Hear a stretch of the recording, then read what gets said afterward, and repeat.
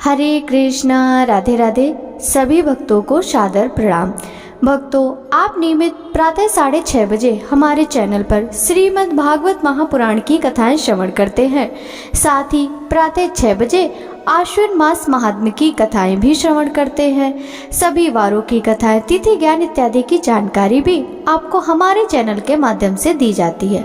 भक्तों, यदि अभी तक आपने चैनल को सब्सक्राइब नहीं किया है तो अवश्य ही कर लें। साथ ही बेल आइकन भी प्रेस कर लें, जिससे आने वाले हर नए वीडियो का नोटिफिकेशन आपको समय पर मिल सके। श्रीमद् भागवत महापुराण के कल के अध्याय में दक्ष यज्ञ की पूर्ति तथा ध्रुव का वन गमन की कथा का रसपान किया था। भक्तों, आज के इस अध्याय में ध्रुव का वर पाकर लौटना तथा उत्तम का मारा जाना, ध्रुव का यक्षों के साथ युद्ध की कथा का रसपान करेंगे। तो चलिए भक्तों, वीडियो शुरू करते हैं।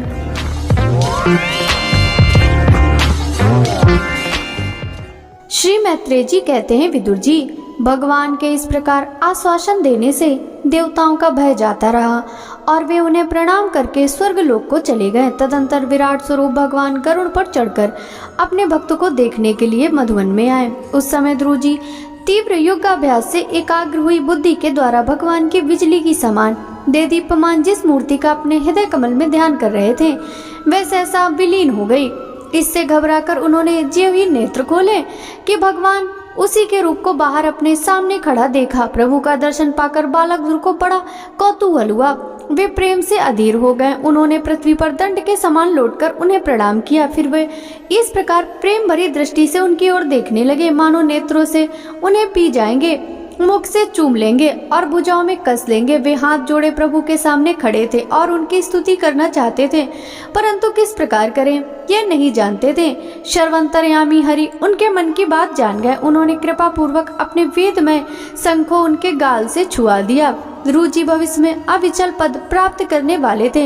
इस समय शंख का स्पर्श होते ही उन्हें वेदमय दिव्य वाणी प्राप्त हो गई और जीव तथा ब्रह्म के स्वरूप का निश्चय भी हो गया। वे अत्यंत भक्तिभाव से धैर्य पूर्वक विश्व विख्यात कीर्तिमान श्री हरि की स्तुति करने लगे। ध्रुव जी ने कहा, आप सर्वशक्ति संपन्न हैं। आप ही मेरे अंतःकरण में प्रवेश करके अपने तेज से मेरी सोई हुई वाणी को सजीव करते हैं तथा हाथ, पैर, कान और त्वचा आदि अन्य इंद्रियों एवं प्राणों को भी चेतना देते हैं। मैं आप अंतर्यामी भगवान को प्रणाम करता हूँ। भगवान, आप एक ही हैं, परंतु अपनी अनंत गुणमयी माया शक्ति से महदादि संपूर्ण प्रपंच को रचकर अंतर्यामी रूप से उसमें प्रवेश कर जाते हैं और फिर इसके इंद्र आदि असत गुणों में उनके अधिष्ठात देवताओं के रूप में स्थित होकर अनेक रूप भासते हैं। ठीक वैसे ही जैसे तरह तरह की लकड़ियों में प्रकट हुई आग अपनी उपाधियों के अनुसार भिन्न भिन्न रूपों में भासती है। नाथ, सृष्टि के आरंभ में ब्रह्मा जी ने भी आपकी शरण लेकर आपके दिए हुए ज्ञान के प्रभाव से ही इस जगत को सोकर उठे हुए पुरुष के समान देखा था। दीन बंधु, उन्हीं आपके चरण तल का मुक्त पुरुष भी आश्रय लेते हैं। कोई भी कृतज्ञ पुरुष उन्हें कैसे भूल सकता है। प्रभु, इन समतुल शरीरों के द्वारा भोगा जाने वाला इंद्रिय और विषयों के संसर्ग से उत्पन्न सुख तो मनुष्यों को नरक में भी मिल सकता है। जो लोग इस विषय सुख के लिए ललायित रहते हैं और जो जन्म मरण के बंधन से छुड़ा देने वाले कल्पतरु स्वरूप आपकी उपासना भगवत प्राप्ति के सिवा किसी अन्य उद्देश्य से करते हैं, उनकी बुद्धि अवश्य ही आपके माया द्वारा ठगी गई है। नाथ, आपके चरण कमलों का ध्यान करने से और आपके भक्तों के पवित्र चरित्र सुनने से प्राणियों को जो आनंद प्राप्त होता है वह निजानंद स्वरूप ब्रह्म में भी नहीं मिल सकता। फिर जिन्हें काल की तलवार काटे डालती है, उन स्वर्गीय विमानों से गिरने वाले पुरुषों को वह सुख मिल ही कैसे सकता है। अनंत परमात्मन, मुझे तो आप उन विशुद्ध हृदय महात्मा भक्तों का संग दीजिए जिनका आप में अविच्छिन्न भक्ति भाव है। उनके संग में मैं आपके गुणों और लीलाओं की कथा सुधा को पीकर उन्मत्त हो जाऊंगा। सहज ही इस अनेक प्रकार के दुखों से पूर्ण भयंकर संसार सागर के उस पार पहुंच जाऊंगा। कमलनाथ प्रभु, जिनका चित्त आपके चरण कमल की सुगंध में लुभाया हुआ है, उन महानुभावों का जो लोग संग करते हैं वे अपने इस अनंत प्रिय शरीर और इसके संबंधी पुत्र, मित्र, ग्रह और स्त्री आदि की सुधि भी नहीं करते। अजन्मा परमेश्वर, मैं तो पशु, वृक्ष, पर्वत, पक्षी, सरीसृप, देवता, दैत्य, मनुष्य आदि से परिपूर्ण तथा महदादि अनेकों कारणों से संपादित आपके इस सत सदात्मक स्थूल विश्व रूप को ही जानता हूँ।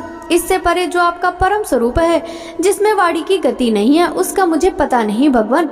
कल्पकांत होने पर योग निंदा में स्थित जो परम पुरुष इस संपूर्ण विश्व को अपने उदर में लीन करके शेष जी के साथ उन्हीं की गोद में शयन करते हैं, तथा जिनके नाभि समुद्र से प्रकट हुए सर्वलोकमय स्वर्ण वर्ण कमल से परम तेजोमय ब्रह्मा जी उत्पन्न हुए हैं, वे भगवान आप ही हैं। मैं आपको प्रणाम करता हूँ प्रभु। आप अपनी अखंड चिन्मयी दृष्टि से बुद्धि की सभी अवस्थाओं के साक्षी हैं तथा नित्य मुक्त शुद्ध सत्वमय सर्वज्ञ परमात्मन स्वरूप निर्विकार आदि पुरुष संपन्न एवं तीनों गुणों के अधीश्वर हैं। आप जीव से सर्वथा भिन्न है तथा संसार की स्थिति के लिए यज्ञ अधिष्ठाता विष्णु रूप से विराजमान है। आपसे ही विद्या अविद्या आदि विरुद्ध गतियों वाली अनेकों शक्तियाँ धारावाहिक रूप से निरंतर प्रकट होती रहती हैं। आप जगत के कारण अखंड अनादि अनंत आनंदमय निर्विकार ब्रह्म स्वरूप हैं।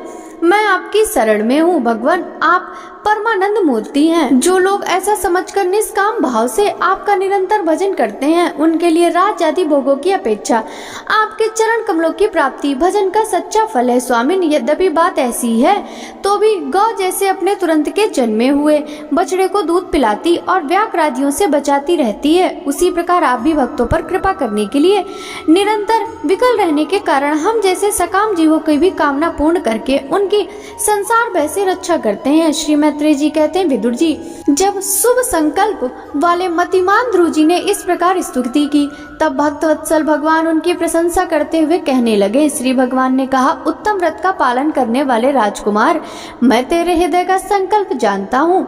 यद्यपि उस पद का प्राप्त होना बहुत कठिन है, तो भी मैं तुझे वह देता हूँ। तेरा कल्याण हो भद्र। जिस तेजोमय अविनाशी लोक को आज तक किसी ने प्राप्त नहीं किया, जिसके चारों ओर ग्रह नक्षत्र और तारागढ़ रूप ज्योतिष चक्र उस प्रकार चक्कर काटता रहता है जिस प्रकार मेढकी के चारों ओर दंवरी के बैल घूमते रहते हैं। अवनांतर कल्प पर्यंत रहने वाले अन्य लोगों का नाश हो जाने पर भी जो स्थिर रहता है, तथा तारागढ़ के सहित धर्म, अग्नि, कश्यप और शुक्र आदि नक्षत्र एवं सप्तऋषिगण जिसकी प्रदक्षिणा किया करते हैं, वह ध्रुवलोक मैं तुझे देता हूँ। यहाँ भी अब तेरे पिता तुझे राज सिंहासन देकर वन को चले जाएंगे, तब तू 36,000 वर्ष तक धर्म पूर्वक पृथ्वी का पालन करेगा। तेरी इंद्रियों की शक्ति ज्यों की त्यों बनी रहेगी। आगे चलकर किसी समय तेरा भाई उत्तम शिकार खेलता हुआ मारा जाएगा, तब उसकी माता सुरुचि पुत्र प्रेम में पागल होकर उसे वन में खोजती हुई दावानल में प्रवेश कर जाएगी। यज्ञ मेरी प्रिय मूर्ति है। तू अनेकों बड़ी बड़ी दक्षिणाओं वाले यज्ञों के द्वारा मेरा यजन करेगा तथा यहाँ उत्तम उत्तम भोग भोग कर अंत में मेरा ही स्मरण करेगा। इससे तू अंत में संपूर्ण लोगों के वंदनीय और सप्तऋषियों से भी ऊपर मेरे निज धाम को जाएगा, जहाँ पहुँच जाने पर फिर संसार में लौटकर नहीं आना होता। श्री मैत्रेय जी कहते हैं, बालक ध्रुव से इस प्रकार पूजित हो और उसे अपना पद प्रदान कर भगवान श्री गरुड़ध्वज उसके देखते देखते अपने लोक को चले गए। प्रभु की चरण सेवा से संकल्पित वस्तु प्राप्त हो जाने के कारण यद्यपि ध्रुव जी का संकल्प तो निवृत्त हो गया, किंतु उनका चित्त विशेष प्रसन्न नहीं हुआ। फिर अपने नगर को लौट गए। विदुर जी ने पूछा, ब्राह्मण, मायापति श्री हरि का परम पद तो अत्यंत दुर्लभ है और मिलता भी उनके चरण कमलों की उपासना से ही है। ध्रुव जी भी सारा सार का पूर्ण विवेक रखते थे, फिर एक ही जन्म में उस परम पद को पा लेने से भी उन्होंने अपने को अकृतार्थ क्यों समझा। श्री मैत्रेय जी ने कहा, ध्रुव जी का हृदय अपनी सौतेली माता के वांग से भिंद गया था तथा वर मांगने के समय भी उन्हें उनका स्मरण बना हुआ था। इसी से उन्होंने मुक्तिदाता श्री हरि से मुक्ति नहीं मांगी। अब जब वो भगवत दर्शन से वह मनोमालिन्य दूर हो गया तो उन्हें अपनी इस भूल के लिए पश्चाताप हुआ। ध्रुव जी मन ही मन कहने लगे, हो सनकादि सिद्ध भी जिन्हें समाधि द्वारा अनेकों जन्मों में प्राप्त कर पाते हैं, उन भगवत चरणों की छाया को मैंने 6 महीने में ही पा लिया, किंतु चित्त में दूसरी वासना रहने के कारण मैं फिर उनसे दूर हो गया। आओ मुझ मंदभाग की मूर्खता तो देखो। मैंने संसार पास को काटने वाले प्रभु के पाद पद्मों में पहुंचकर भी उनसे नाशवान वस्तु की ही याचना की।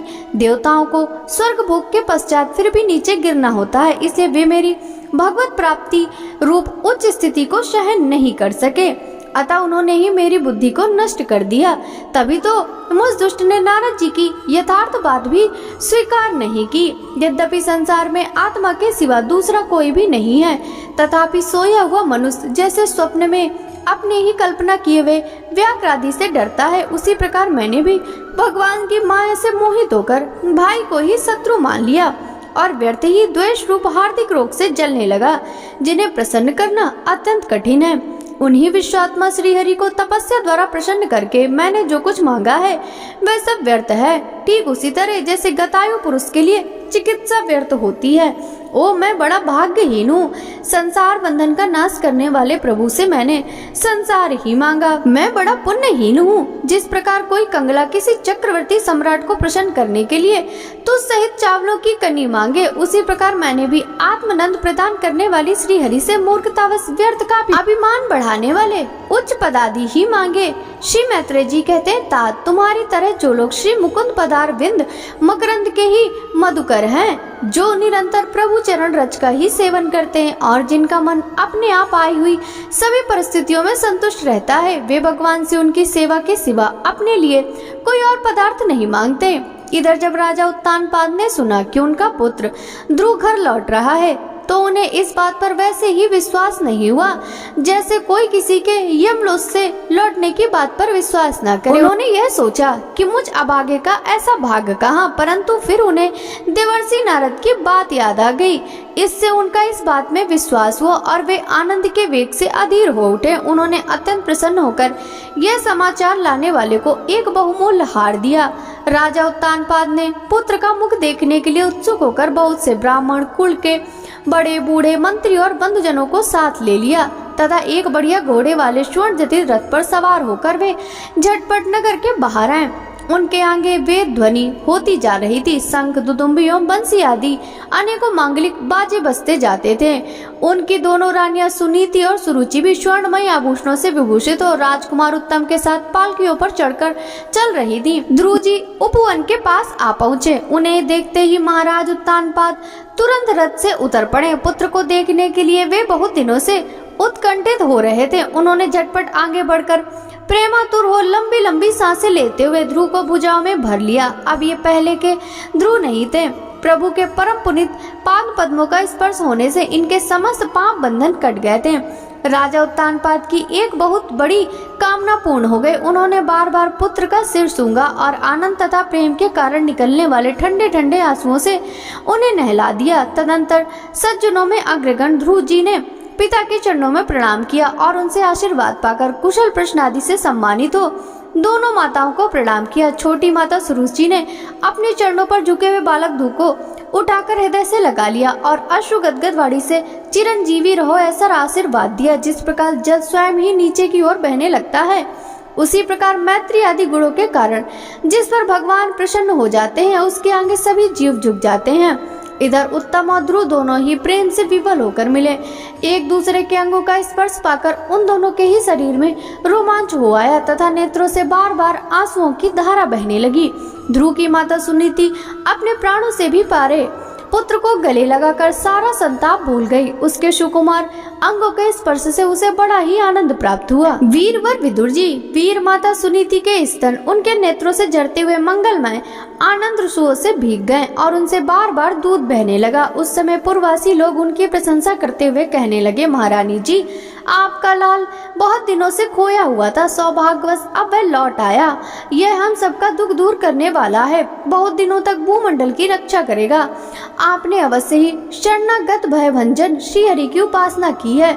उनका निरंतर ध्यान करने वाले धीर पुरुष परम दुर्जय मृत्यु को भी जीत लेते हैं। विदुर जी, इस प्रकार जब सभी लोग ध्रुव के प्रति अपना लाड़ प्यार प्रकट कर रहे थे, उसी समय उन्हें भाई उत्तम के सहित हाथनी पर चढ़कर महाराज उत्तानपाद ने बड़े हर्ष के साथ राजधानी में प्रवेश किया। उस समय सभी लोग उनके भाग्य की बड़ाई कर रहे थे। नगर में जहाँ तहाँ मगर के आकार के सुंदर वाले दरवाजे बनाए गए थे तथा फल फूलों के गुच्छों सहित केले के खम्भे और सुपारी के पौधे सजाए गए थे।